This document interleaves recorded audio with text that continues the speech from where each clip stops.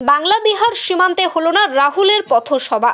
ক্ষোভ কংগ্রেস কর্মী থেকে সাধারণ মানুষদের মধ্যে। রাহুল গান্ধীর নেতৃত্বে ভারত জোর ন্যায় যাত্রা আজ বাংলা বিহার সীমান্তবর্তী হরিশ্চন্দ্রপুরের মোহরাপাড়া এলাকায় এসে পৌঁছলো, কিন্তু বাস থেকে নামলেন না রাহুলকে দেখতে আসা এলাকার কংগ্রেস কর্মী থেকে শুরু করে সাধারণ মানুষ ক্ষুব্ধ। বাসের মাথার উপরে উঠেই বাংলা বিহারের নেতারা রাহুলের হাত থেকে পতাকা বিনিময় করলেন। নিরাপত্তা জড়িত কারণে মঞ্চে যেতে দেওয়া হলো না রাহুল গান্ধীকে। হরিশ্চন্দ্রপুর 2 নম্বর ব্লকের সাদলেচক গ্রাম পঞ্চায়েতের মোহরাপাড়া এলাকাতে ছোট করে একটি পথসভা করার কথা ছিল, কিন্তু শেষ মুহূর্তে সুনিশ্চিত প্রশাসনিক নিরাপত্তা এবং বাংলা বিহারের বিপুল সংখ্যক মানুষের সমাগমের কারণে এই কর্মসূচি বাতিল করতে বাধ্য হন স্থানীয় কংগ্রেস নেতৃত্ব এবং রাহুলের নিরাপত্তা অফিসাররা। আর এর জেরে কার্যত ক্ষোভে ফেটে পড়লেন রাহুলকে দেখতে আসা এলাকার কংগ্রেস কর্মী এবং স্থানীয় বাসিন্দারা। কার্যত নিরাশ হয়ে ফিরতে হলো তাদের। বাসে উঠে পতাকা বিনিময় করেই ভালুকা হয়ে রতুয়ার উদ্দেশ্যে রওনা হলো ভারত জোর ন্যায় যাত্রা। ত্রিনয়নী জুয়েলার্স হলমার্ক সোনার কাজ করা হয় ও কেডিয়াম পানি কাজ করা হয়। পহলানপুর তীরতলা বাজার, পূর্ব বর্ধমান। যোগাযোগ 9732049330 অথবা 9732086356 এই নাম্বারে। কারণ হচ্ছে যে রাহুল গান্ধী আজকে যে 31শে জানুয়ারি বুধবার লাভা সংলগ্ন এবং পশ্চিমবাংলার হরিশ্চন্দ্রপুর থানার বর্ডার লাইন, যেটা হচ্ছে বাঁধ রোড, যেখানে জনগণের এত সমাগম উচকে পড়ে যে প্রশাসন নিরপেক্ষ পদক্ষেপ নিয়ে যে দৃষ্টিভঙ্গিতে দেখলো, তাতে রাহুল গান্ধী নামার থেকে অসংখ্য লোক, তাই তিনি নামতে পারলেন না এবং জনগণ তাকে শুভেচ্ছা বার্তা জানিয়েছে, জনগণ আনন্দ দেখিয়েছে। কারণ যে 2024-এ যে নির্বাচন, এই নির্বাচনকে লক্ষ্য করে জনগণ তাকে সাঁই দিয়েছে, হাতছানি দিয়েছে, বাহবা দিয়েছে যে আমরা রাহুল গান্ধীর পাশে আছি এবং পশ্চিমবাংলায় মাননীয় মুখ্যমন্ত্রী যিনি আছেন তিনি তার চাইতেও অধিক লোক এসেছে। তাই আমরা রাহুল গান্ধীকে একজন সাধারণ হরিশ্চন্দ্রপুর কর্মী হয়ে কৃতজ্ঞতা জানাচ্ছি। প্রশাসন নিরাপত্তার অভাবেই কি রাহুল গান্ধী নামলেন না স্টেজে, কি মনে করছেন? দুটো কারণ। রাজ্যের সরকার মমতা ব্যানার্জির যিনি প্রশাসন আছে, তারা যেটুকু পদক্ষেপ করেছে, যে প্রশাসন দরকার সে প্রশাসন দিতে পারেনি। রাজ্য সরকার ভয় পেয়ে গেছে, তাই প্রশাসন দিতে পারেনি। আজকেই তো মমতা ব্যানার্জির সভা রয়েছে, অপরদিকে রাহুল গান্ধীর পদযাত্রা, কার কতটা প্রভাব পড়বে কি মনে করছেন?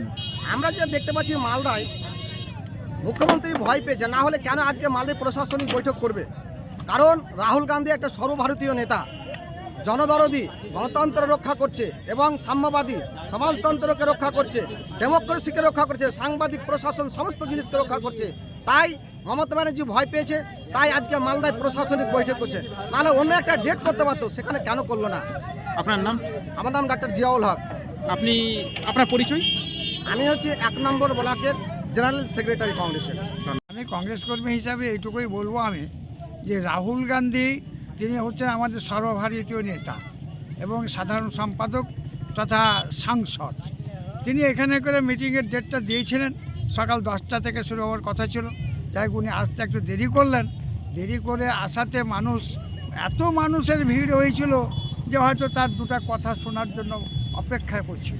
কিন্তু তিনি এসে এমন প্রস্তুতি দেখলেন, তার যে সিকিউরিটি ছিল সেই সিকিউরিটি তাকে গাড়ি থেকে নিচে নামার অনুমতিও দেননি।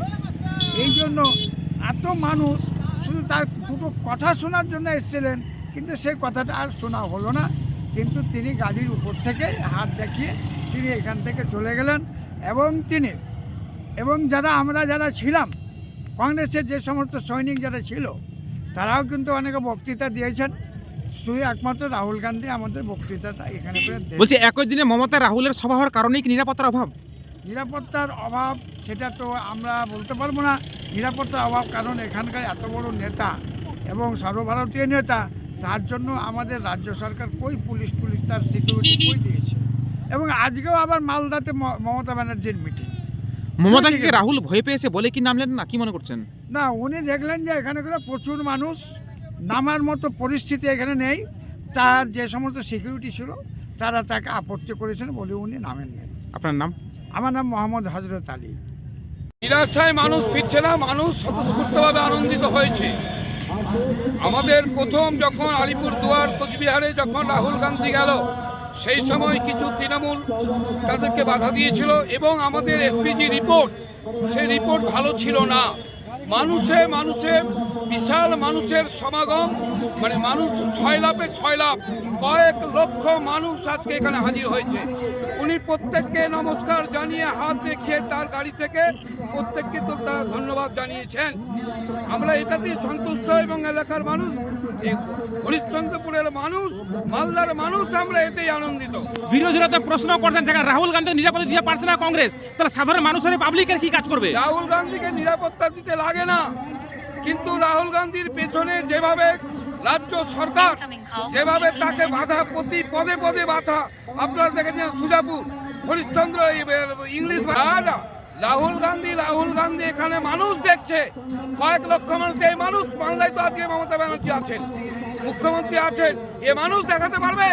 আজকে স্বতঃস্ফূর্ত গায়ের মানুষ ঝাঁপিয়ে পড়েছে ঝড়ের মতো, কয়েক লক্ষ মানুষ। সামনে তো লোকসভা ভোট, কি আশা রাখছেন? আমরা আশা রাখছি উত্তর মালদা, দক্ষিণ মালদা আমাদের কেউ লুটতে পারবে না, আমরা জিতছি এবং ভালো রেজাল্ট করবো, এই আশা রাখছি। রাহুল গান্ধীর প্রোগ্রামে তো রাহুল গান্ধী এসেছিলেন এখানে? হ্যাঁ এসছিল। উনি কি বক্তব্য দিয়েছেন? না, বক্তব্য দেয়নি, গাড়িটি ছিল, বাসেই ছিল, ওপর থেকে দিয়েছে ভাষণ। উনি কেন ভাষণ দিলেন না? এখানে বিশাল আশা নিয়ে এসেছিলেন আপনারা। এখানে মানে বিশাল লোক, ওই জন্য হয়নি, মানে নামানামি করেনি। ও গাড়ি থেকে সবকে দেখা করে জোড়হাত করে সালাম জানিয়ে চলে গেল। আপনি কত দূর থেকে এসেছেন? আমি এসেছি নানারাহি সুলতাননগর থেকে। আপনার নাম? আব্দুল আজিজ। বাড়ি? বললাম তো নানারাহি। এখানে বক্তব্য শুনতে পেলাম না, এত মানুষের প্রচণ্ড ভিড়, বুঝলেন। আর আমাদের স্টেজটাও মানে খুব ছোট, চলার মতো স্টেজ করতে পারিনি আমরা। তো রাহুল গান্ধী কি স্টেজে ভাষণ দিলেন? না, স্টেজে রাহুল গান্ধী ভাষণ দিতে পারলো না, দিল না। কেন? মানে কি কারণে নামলেন না উনি? এক সময় এখানে অতিক্রম করে গেছে, লোকজন দিতে পারলো না। লোকের এত চাপ যে মানে মানুষের উপরে মানুষ চাপাচাপি হয়ে মানে খুব প্রায় কত লোকের সমাগম হবে আজকে? হয়ে নেন আপনার 20 থেকে 25,000। আপনার নাম? মাইনুল হক। বাড়ি? বাড়ি কুমেদপুর। আপনি কি কংগ্রেস কর্মী? হ্যাঁ, আমি কংগ্রেস কর্মী এবং আমি স্কুলের পক্ষ থেকে আমরা এসেছিলাম। ব্যুরো রিপোর্ট, কৃষক সেতু নিউজ বাংলা। ভাত ছাড়া বাঙালির দিন চলে না। আমিষ হোক বা নিরামিষ, যে কোনো পদের সাথেই চাই ধোয়া ওঠা গরম ভাত। আর সেই ভাত যদি হয় বাসন্তী গোল্ড চালের, তাহলে তো কোনো কথাই নেই। বাসন্তী গোল্ড, নামেও শোনা, রূপেও শোনা। সুস্বাদু ঝরঝরে ভাত খেতে বাড়িতে আনুন বাসন্তী গোল্ডের মিনিকেট, 1010, করিশ্মা, বাঁশকাঠি এবং রত্না সহ বিভিন্ন ধরনের উন্নত মানের চাল। আমাদের ঠিকানা মা বাসন্তী রাইস মিল, মিরপুর, উচালন, পূর্ব বর্ধমান। আমাদের যোগাযোগ নম্বর 6296406470। আমাদের আরও একটি যোগাযোগ নম্বর হলো 9475740509। মনে রাখবেন, মা বাসন্তী রাইস মিল।